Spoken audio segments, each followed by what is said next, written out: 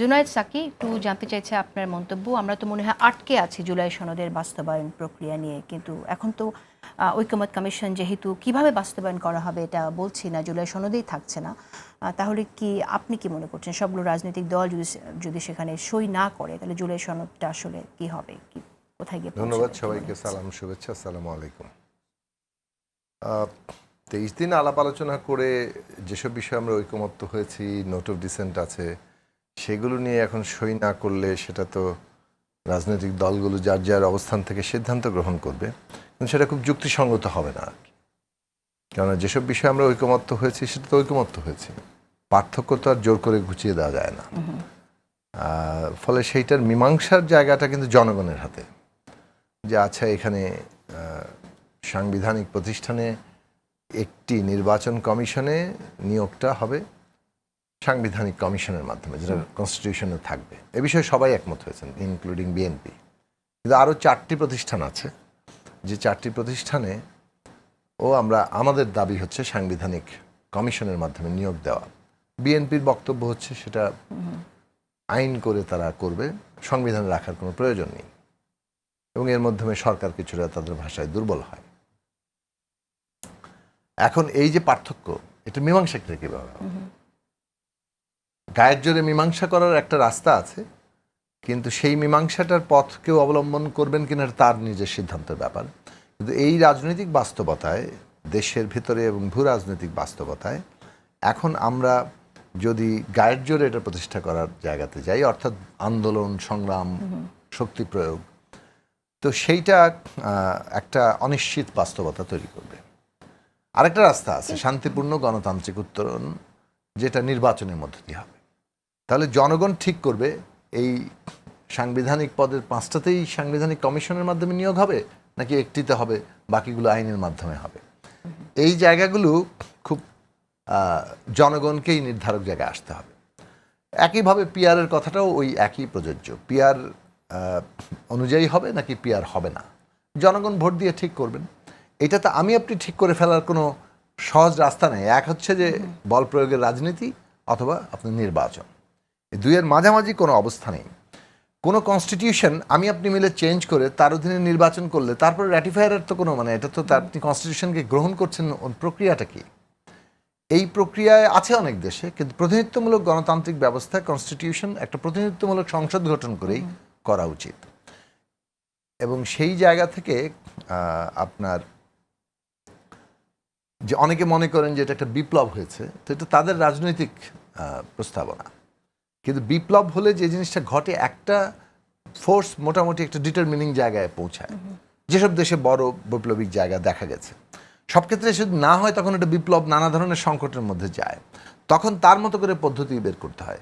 যদি কনসেনসাস হয় যে একটা বিপ্লবী রূপান্তরই ঘটবে, তাহলে সেটা হতে পারে, কনসেনসাস হতে হবে। তো এখন ধরেন বিপ্লব যখন একটা ডিটারমিনিং ফোর্স নাই, অভ্যুত্থান বলেন, বিপ্লব বলেন, যে নামে অভিহিত করেন, একটা ডিটারমিনিং ফোর্স নাই, তখন কনসেনসাসটা গুরুত্বপূর্ণ।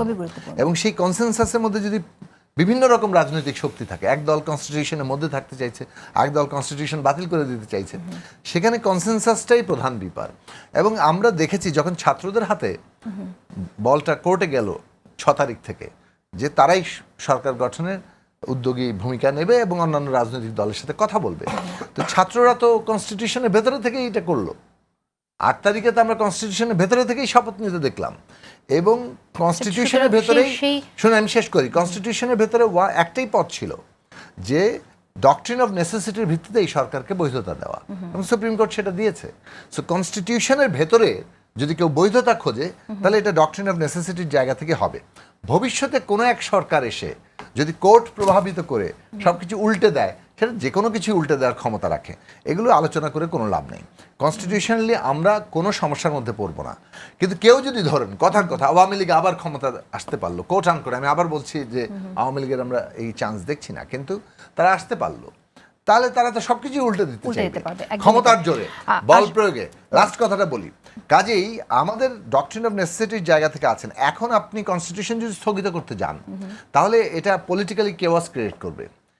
সুতরাং কনস্টিটিউশনের ফ্রেমের ভেতরে যেহেতু আপনি আছেন, এই ফ্রেমের সর্বোচ্চ অর্জন আমরা কি করতে পারি, সেই আলোচনাটা আমাদের নিবদ্ধ করা দরকার যদি আমরা সত্যিকার অর্থে সংস্কার, বিচার এবং নির্বাচনের প্রতি কমিটেড হই, গণতন্ত্রের উত্তরণের প্রতি কমিটেড হই।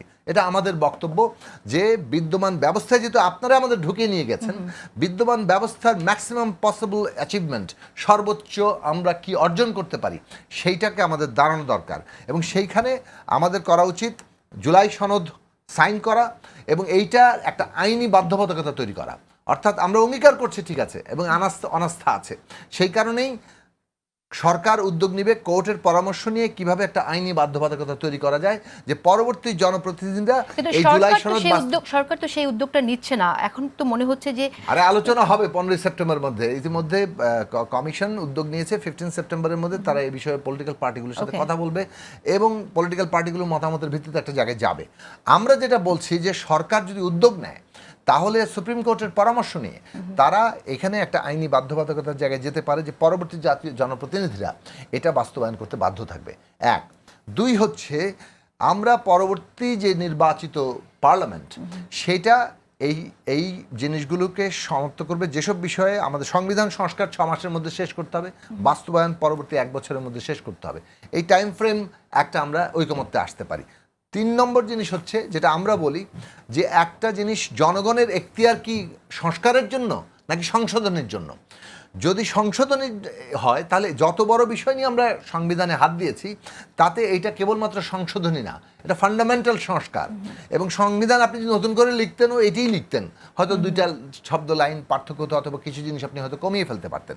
কারণ সেই দিক থেকে এইটা যেহেতু একটা মৌলিক সংস্কার হচ্ছে, আগামী পার্লামেন্ট দুটো অধিকার পাওয়া উচিত, সংবিধান সংস্কারের অধিকার এবং দেশ পরিচালনার অধিকার।